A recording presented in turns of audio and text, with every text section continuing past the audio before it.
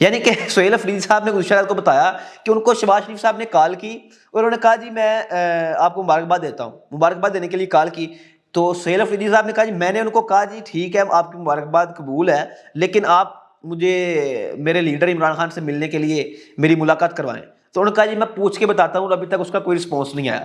تو یعنی پاکستان کی سیاسی صورتحال یہاں تک پہنچ چکی ہے کہ ایک صوبے کے وزیر اعلیٰ کو ایک پورے ملک کا پرائم منسٹر وزیر اعظم جو ہے وہ ایک سیاسی قیدی کے ساتھ ملوانے میں ناکام ہو چکا. یہ پاکستان کی اس وقت صورتحال ہے. اور لوگ یہاں پہ بیٹھ کے کہتے ہیں کہ اس وقت پاکستان میں بڑی سٹیبل اور بڑی مضبوط حکومت ہے، شہباز شریف صاحب بہت مضبوط ہیں، شہباز شریف صاحب کے پاس ہاتھ میں ہر چیز ہے. تو شہباز شریف صاحب کے ہاتھ میں جو کچھ ہے نا وہ سب کچھ اس ایک بات نے کھول کے رکھ دی ہے کہ ان کے ہاتھ میں کیا ہے اور وہ کتنے طاقتور ہیں. تو میں نے کہا یہ تمام طاقتور حلقے جو ہیں انہوں نے پہلے تو مل کر جو ہے سہیل افریدی کا راستہ روکا اور یہاں تک چیلنجز کرتے رہے.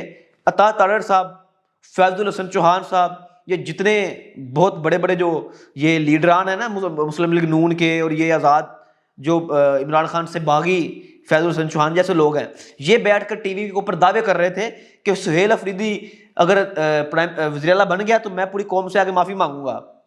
اور جو عطا تارڑ صاحب ہیں وہ کہتا ہے جی سہیل افریدی مجھے وزیر اعلیٰ بن کے دکھائے. تریاں لگاتے تھے، بیٹھ کے دھمکیاں لگا رہے تھے. ان کی پریس کانفرنس آج بھی سوشل میڈیا پہ پڑی ہوگی.